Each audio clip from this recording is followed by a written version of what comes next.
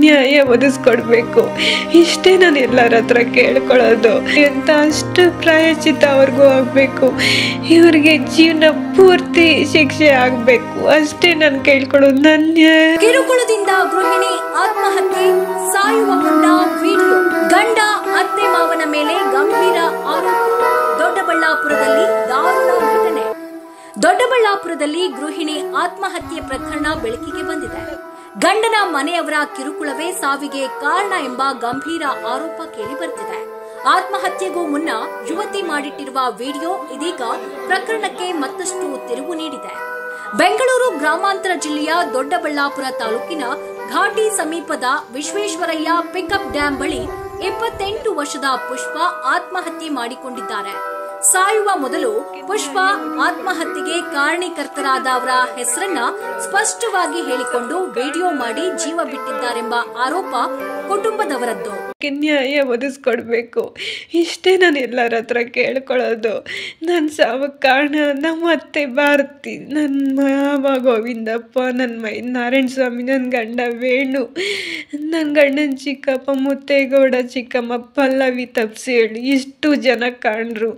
ನಾನೇನು ನರ್ಕ ನೋವು ಅನುಭವಿಸಿದ್ದೀನ, ಅಷ್ಟು ನರ್ಕ ನೋವು ಇವರು ಅನುಭವಿಸ್ಬೇಕು. ನನ್ನ ತವ್ರ ಮನೆಯವರು ನನ್ನಿಂದ ಎಷ್ಟು ನೋವು ಪಡ್ತಿದ್ದಾರೆ, ಅದೆರಡರಷ್ಟು ನೋವು ನರ್ಕ ಇವ್ರಿಗೂ ಆಗಬೇಕು. ಇವ್ರಿಗೂ ನಾನು ಎಷ್ಟು ನೋವು ಪಟ್ಟಿದ್ದೀನಿ ಅಂತ ಅಷ್ಟು ಪ್ರಾಯಶ್ಚಿತ್ತ ಅವ್ರಿಗೂ ಆಗಬೇಕು. ಇವ್ರಿಗೆ ಜೀವನ ಪೂರ್ತಿ ಶಿಕ್ಷೆ ಆಗಬೇಕು ಅಷ್ಟೇ ನಾನು ಕೇಳ್ಕೊಳ್ಳೋದು. ನನ್ನ ಸಾವು ನ್ಯಾಯವೂ ಸಿಗಬೇಕು. ದೊಡ್ಡಬಳ್ಳಾಪುರ ತಾಲೂಕಿನ ಸೋತೇನಹಳ್ಳಿ ಗ್ರಾಮದ ಪುಷ್ಪ ತಪಸಿಹಳ್ಳಿ ಗ್ರಾಮದ ವೇಣು ಜೊತೆ ಸುಮಾರು 1 ವರ್ಷದ ಹಿಂದೆ ವಿವಾಹವಾಗಿತ್ತು. ಮದುವೆಯಾದ ದಿನದಿಂದಲೂ ಸರಿಯಾಗಿ ಸಂಸಾರ ನಡೆಸದೆ ವರದಕ್ಷಿಣೆ ಹಾಗೂ ನಿವೇಶನಕ್ಕಾಗಿ ಗಂಡ, ಅತ್ತೆ ಮಾವ ಹಾಗೂ ಮೈದುನನ ಸಂಬಂಧಿಕರಿಂದ ನಿತ್ಯ ಕಿರುಕುಳವನ್ನ ನೀಡಲಾಗ್ತಿತ್ತಂತೆ. ಹಾಗೆ ಮಗು ಬೇಕು ಅಂತ ಅಂದ್ರೆ ಮೈದುನನ ಜೊತೆಗೆ ಮಲಗು ಎಂಬ ಅಘೋರ ಒತ್ತಡವನ್ನ ನೀಡಲಾಗುತ್ತಿತ್ತು ಅಂತ ಶಾಕಿಂಗ್ ಹೇಳಿಕೆ ಆರೋಪದಲ್ಲಿ ಹೊರಬಂದಿದೆ. ಮತ್ತೆ ಹಳೆ ನಂಬರು 2 ನಂಬರ್ ಕಾಲ್ ಲಿಸ್ಟು, ಕಾಲ್ ರೆಕಾರ್ಡ್ಸು, ಮತ್ತು ನಮ್ಮತ್ತೆ ಹಳೆ ನಂಬರು, ಮತ್ತು ನಮ್ಮ ಮಾವ, ನನ್ನ ಮೈದುನ ಎಷ್ಟು ಸರಿ ನನಗೆ ಕಾಲ್ ಮಾಡಿದ್ದಾರೆ. ಆ ಕಾಲ್ ರೆಕಾರ್ಡ್ಸ್ ಎಲ್ಲ ತೋರಿಸಿದ್ರೆ ನಿಮಗೆ ಗೊತ್ತಾಗತ್ತೆ ಸತ್ಯ ಏನು ಅಂತ. ನಮ್ಮತ್ತೆ, ನಮ್ಮ ಮಾವ, ನನ್ನ ಮೈದುನ, ನನ್ನ ಗಂಡ ನನಗೆ ಬ್ಲ್ಯಾಕ್ ಮೇಲ್ ಮಾಡಿರೋದು. ನಮ್ಮ ಅತ್ತೆ ನಾನು ಸತ್ತೋಗ್ತೇನೆ, ನೀನು ಮದುವೆ ಆಗಲೇಬೇಕು ಅಂತ ಬ್ಲ್ಯಾಕ್ ಮೇಲ್ ಮಾಡಿರೋದೆಲ್ಲ ರೆಕಾರ್ಡ್ ಇತ್ತು. ಅದನ್ನು ನನಗೆ ಹುಷಾರಿಲ್ದಿದ್ದಾಗ ಮೆಂಟಲಿ ಟಾರ್ಚರ್ ಕೊಟ್ಟು ಚಿಡಿದಾಗ ಆವಾಗ ನನ್ನ ಗಂಡ ಮನೆಯವರೇ ನನ್ನ ಫೋನನ್ನು ಫ್ಲ್ಯಾಶ್ ಮಾಡಿಸಾಕೋದ್ರು. ಕಿರುಕುಳ ತಾಳಲಾರದೆ ಮನಸ್ಸು ಮುರಿದುಕೊಂಡು ಪುಷ್ಪ ಆತ್ಮಹತ್ಯೆಗೆ ಶರಣಾದರೆಂಬ ಮಾಹಿತಿ ಲಭ್ಯವಾಗಿದೆ. ಸರ್ 11:15 ಅಲ್ಲಿ ಸ್ಕೂಲ್ ಬಿಡ್ತಂತೆ, ಬರ್ತೀನಿ ಅಂತ ಫೋನ್ ಮಾಡಿದ್ರು, ಬರಲಿಲ್ಲ. ಅದು ನಿನ್ನೆ ಬೆಳಿಗ್ಗೆ ಬಂದು ನಾನು ಇಲ್ಲಿ ಕಂಪ್ಲೇಂಟ್ ಕೊಟ್ಟಾಗ ನಾನು ರಿಂಗ್ ಆಗ್ತೈತೆ, ಫೋನ್ ಇಲ್ಲ, ರಿಂಗ್ ಆಗ್ತೈತೆ, ಎತ್ತೋರಿಲ್ಲ. ಆದ್ದರಿಂದ ನಿನ್ನೆ ಬೆಳಗ್ಗೆಯಿಂದ ನಾನು ಇಲ್ಲೇ ಇದು ಮಾಡಿ ಸಾಯಂಕಾಲ ಅಲ್ಲಿಗೆ ಹೋದೆ ರಾತ್ರಿ ಕರ್ಕೊಂಡೋದ್ವಿ, ಎಲ್ಲ ಚೆಕಪ್ ಮಾಡಿದ್ವಿ, ಯಾವುದೂ ಸಿಗಲಿಲ್ಲ. ಬೆಳಗ್ಗೆ ಸಿಕ್ತು ಸರ್ ಬಾಡಿ. ಈಗ ಮದುವೆ ಮಾಡಿಕೊಟ್ಟಿದ್ರಲ್ಲ, ಏನೇನು ಕೊಟ್ಟಿದ್ರಿ ವರದಕ್ಷಿಣೆ ಎಲ್ಲ? ವರದಕ್ಷಿಣೆ ಒಡವೆ ಎಲ್ಲ ಕೊಟ್ಟಿದ್ವಿ ಸರ್. ಒಡವೆ ಎಲ್ಲ ಕೊಟ್ಟಿದ್ವಿ, ಗ್ಯಾಸ್ ಲೈಟ್ ಮಾಡಿಸ್ಕೊಟ್ಟಿದ್ವಿ. ಕಿರುಕುಳ ಕೊಟ್ಟಿದ್ದಕ್ಕೆ ನನ್ನ ಮಗಳೇ ಗ್ಯಾಸ್ ಲೈಟ್ ಮಾಡಿಸ್ಕೊಟ್ಲು. 5 ಲಕ್ಷ ಕ್ಯಾಶ್ ಕೊಟ್ಟಿದ್ವಿ. ಸೈಟ್ ಬೇಕು ಅಂತ ಕಿರುಕುಳ ಕೊಡ್ತಿದ್ರು.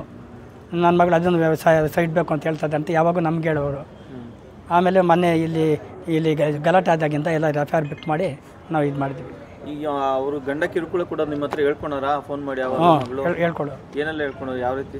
ನನ್ನ ಸೈಟ್ ಕೊಡಿಸೋ ಅಂತ ಹೇಳ್ಕೊಡು. ಹೊಡೆಯಾರ? ಯಾರು ಹೊಡೆಯೋದು? ಆ ಮಾಸ್ಟರ್ ಅವರೆಲ್ಲ ಸೇರ್ಕೊಂಡು ಹೊಡೆಯೋದು. ಮಾಸ್ಟರ್ ಹೆಸರು ನಾರಾಯಣ ಸ್ವಾಮಿ ಇರಬೇಕು, ಮುತ್ತೇಗೌಡ.